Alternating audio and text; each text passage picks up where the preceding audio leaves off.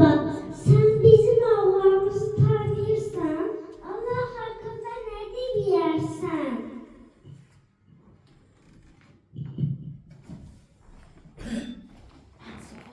Sağollar. Ben burada bir oğul görürüm. Sizcə hansı oğlu deyirdi baba?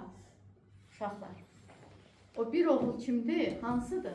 Cavabdır. Niyə cavabdır? Niyə cavabdır? Niyə? Oğlandır. Onlar da oğlandı da. Çünkü ağılmışam. Hardan bildiniz ağıllıdır? Ağıllı. Hardan bildiniz ağıllıdır cavab? Cavab neynədir? Anasının içməyi qaplarını götürdü ki. Bəli, anasına kömək elədi. Qablarını götürdü, getdi. Digərlər neynədi?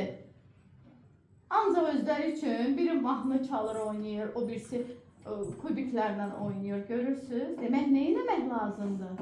Analara hər zaman kömək edirik.